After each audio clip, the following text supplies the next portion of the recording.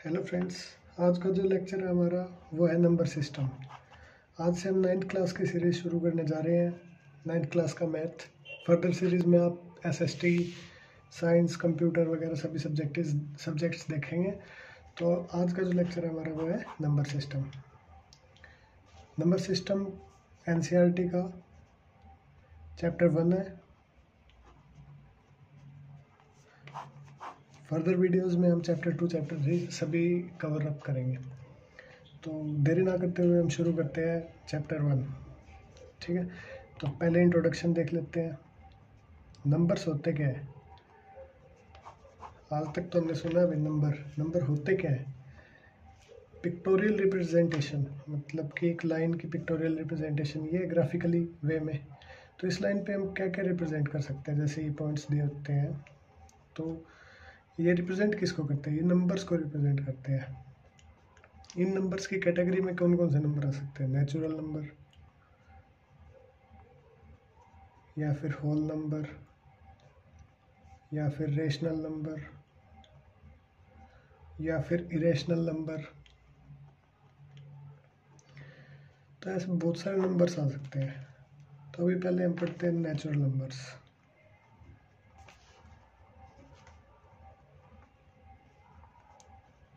Natural numbers होते क्या है? जो कि जीरो को इंक्लूड ना करते हुए 1 से शुरू होके n तक जाए, उनको बोलते हैं नेचुरल नंबर्स। होल नंबर कौन से होते हैं? होल नंबर में बस नेचुरल नंबर के अंदर एक ज़ीरो और ऐड कर दीजिए, वो होल नंबर हो गए। 0, 1, 2, 3 अप टू n तक। फिर हम आते हैं रेशनल नंबर्स।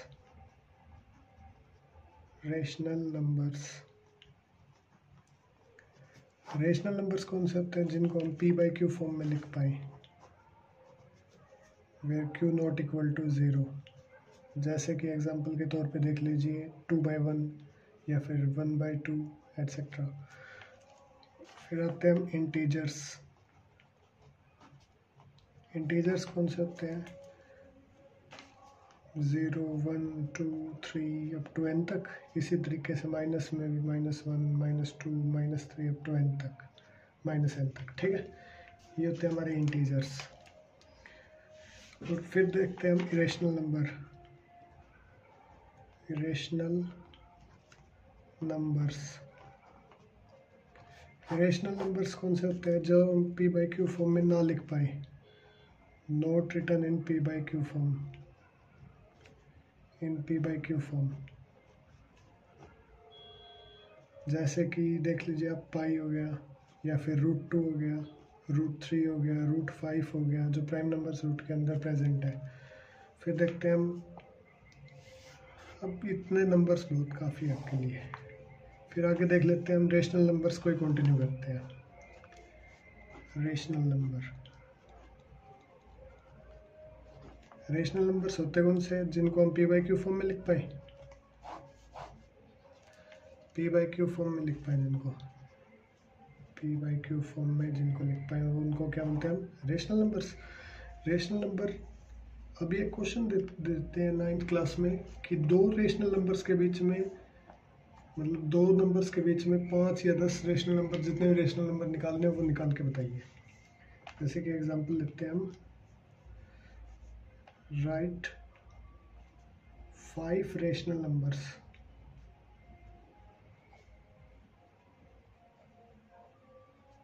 Between 1 and 2। तो इसका एक सिंपल सा लॉजिक बता देता हूँ मैं आपको।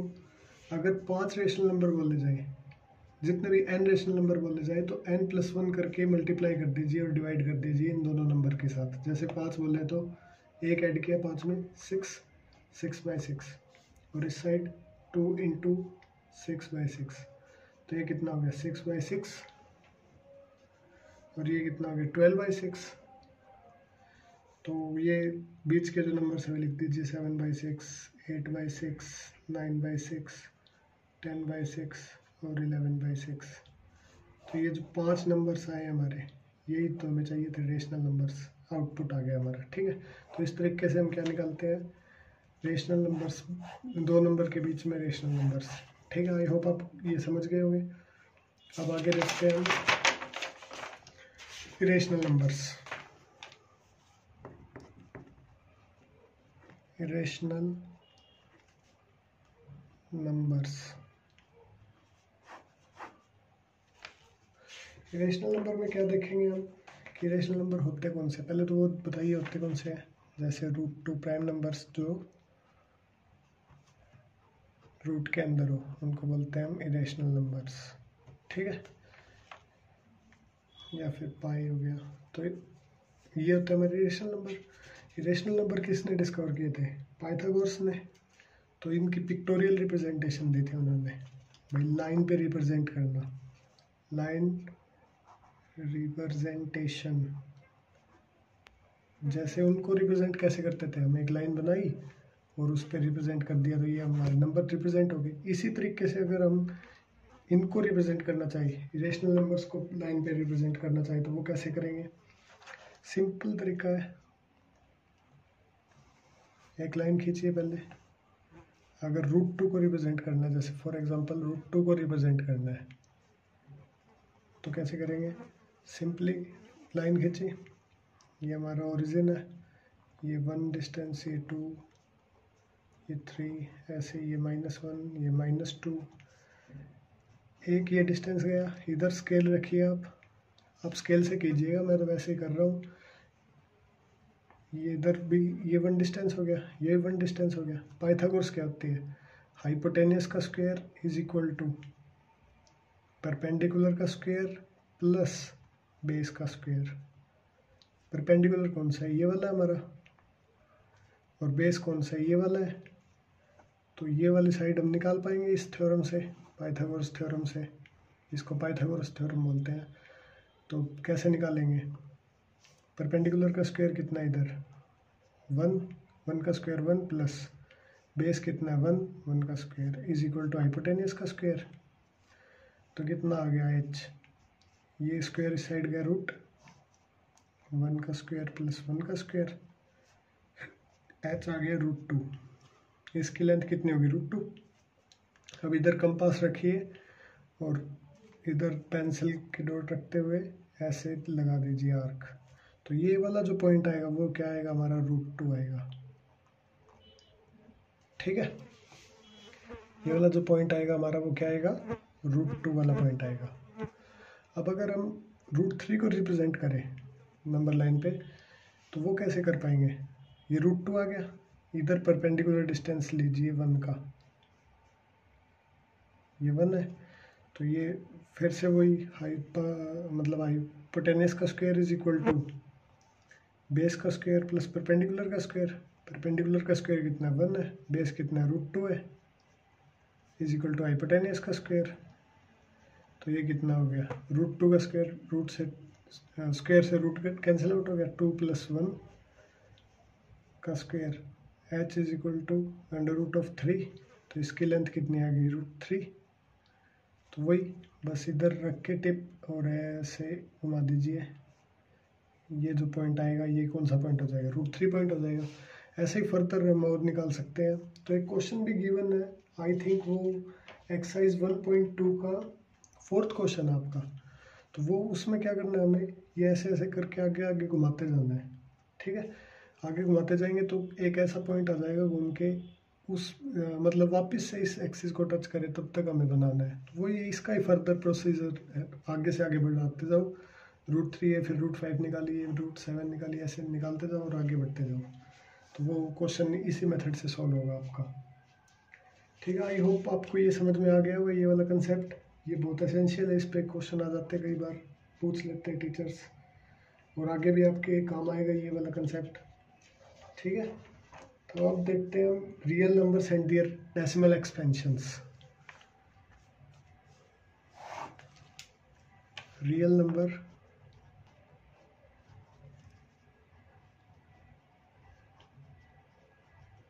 and their decimal expansion.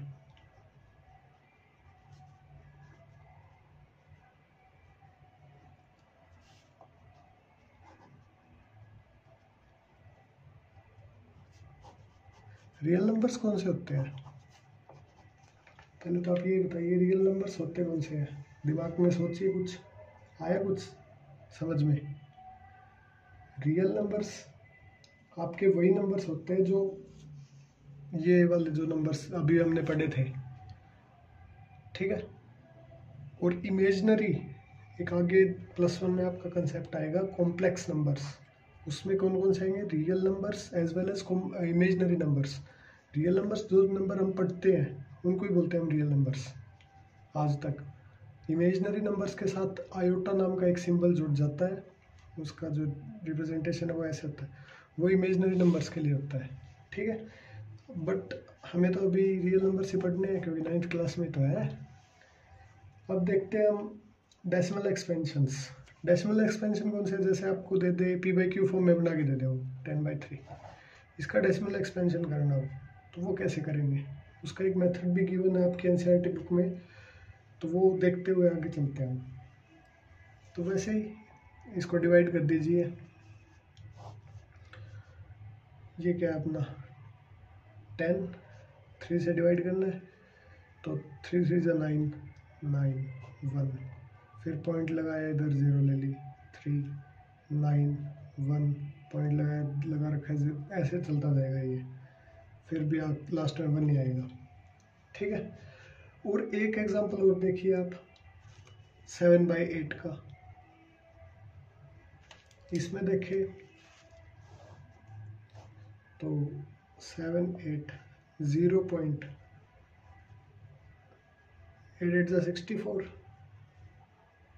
ये इधर 70 आ जाएगा ना, तो 6 फिर 0 फिर 7 पे जाएगा 56, फिर 40 और 45 पे, ये मतलब 5 पे चल जाएगा। तो ये एग्जैक्टली हाँ, एक तो होता है देखो टर्मिनेट हो गया ये टर्मिनेटिंग, एक होता है नॉन टर्मिनेटिंग, मतलब रिपीट हो रहा है बार बार ये नंबर, और ये रिपीट नहीं हो रहा है, ये एंड हो गया इधर। और कुछ एक केसेस होते हैं जो मतलब same to same as it is repeat होने लग जाते हैं, जैसे कि ये ले लीजिए 18756, फिर दोबारा से यही वैल्यू दे दे 8756, फिर 8756, तो ये कौन से होते हैं? टर्मिनेटिंग बट रिपीटिंग, ठीक है। तो ये कंसेप्ट हम पढ़ेंगे मतलब नेक्स्ट उसमें। तो उससे पहले आप देख लीजिए एक बार इन तीनों के बारे में। तो ये तीनों के अंदर भी डिफरेंस है, एक तो ये बार बार रिपीट हो रहा है, ठीक है। एक इसमें देखिए ये रिपीट नहीं हो रही है, एंड हो गया। एक तीसरा जो मैंने बताया है उसका निकाल के देख लीजिएगा, आपको एग्जांपल हो रहा है तो 1/7, तो उसमें 0.14287,857, फिर से 142,857, फिर से 142,857, ऐसे चलता जाएगा आगे से आगे, ठीक है। तो आप देख लीजिएगा उसमें रिमाइंडर मतलब वो जो क्वेश्चन है वो कैसे चलता है। तो इसके बिहाफ पे, इन तीनों के बिहाफ पे डेसिमल एक्सपेंशन करना मतलब कैटेगराइज करना मतलब मुश्किल हो गया हमारे लिए भाई। कैटेगरी तो तीनों डेसिमल एक्सपेंशन है, तो फिर ये तीनों मतलब अलग अलग नाम देने पड़ेंगे हमें इनके लिए। हाँ, तो इसी को नाम देने के लिए हमने क्या किया, जिसका रिमाइंडर 0 आ जाए, जिसका रिमाइंडर 0 आ जाए, ध्यान से सुनना, जिसका रिमाइंडर 0 आ जाए उसको बोल देते हैं हम टर्मिनेटिंग, ठीक है। क्या बोल देंगे? जिसका रिमाइंडर 0 आ जाए उसको टर्मिनेटिंग, ठीक है। जिसका रिमाइंडर 0 कभी ना आए उसको क्या बोल देंगे हम? नॉन टर्मिनेटिंग, मतलब इसका या फिर ये वाले जो पोर्शन है इसका, इन दोनों एग्जांपल्स का नहीं आया था तो इनको क्या बोल देंगे हम? Non terminating. तो इसमें दो कैटेगरी है भाई, एक तो सेम चीज़ रिपीट हो रही हो, एक अलग अलग चीज़ बार बार आ रही हो। तो बार बार आ रही हो तो उसको रिप्रेजेंट भी करते हैं, कैसे करते हैं? जैसे कोई चीज़ बार बार आ रही है, ये 875 हाल है तो ये बार बार आ रही है तो इसके ऊपर बार लगा देते हैं हम, ये ऐसा ऐसा सिंबल लगा देते हैं, तो इसको बार बोलते हैं हम, ठीक है। तो इस ये जो दूसरी कैटेगरी है वो नॉन टर्मिनेटिंग, ठीक है। नॉन टर्मिनेटिंग के अंदर भी दो कैटेगरीज आ गई, एक तो रिपीट हो रहा है, एक ये चीज़ वापस आ रही है, ठीक है। तो इसको बोल देते हैं हम नॉन टर्मिनेटिंग रिकरिंग, इस वाले को नॉन टर्मिनेटिंग रिकरिंग, इस वाले को बोल देते हैं हम नॉन टर्मिनेटिंग और रिपीटिंग। ठीक है, नॉन टर्मिनेटिंग रिपीटिंग ये बोल देते हैं नॉन टर्मिनेटिंग नॉट रिपीटिंग। ठीक है, आई होप आप ये समझ गए होंगे इस चीज़ को। इसके बाद आप सीखेंगे, हम सीखते हैं मतलब ये वाली चीज़ें बताऊंगा दोबारा, नॉन टर्मिनेटिंग और ये पूरी डेफिनेशन वाइज। हाँ, तो नॉन टर्मिनेटिंग और रिपीटिंग के बारे में तो आप मेरे को लगता है सीख गए होंगे, काफ़ी सीख गए होंगे, तो इतना बहुत है। इसके बाद हम एग्जांपल्स देख लेते हैं एक दो, वो बताता हूँ, इससे अच्छा एग्जांपल बता देता हूँ, आपका टाइम भी वेस्ट नहीं होगा। मतलब एग्जांपल 1 देख लेते हैं। ठीक है, यही रिपीटिंग नॉन रिपीटिंग के ऊपर ही।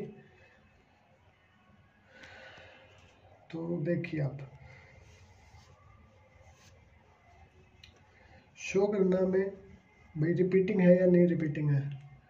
Show that 3.142678 is rational number.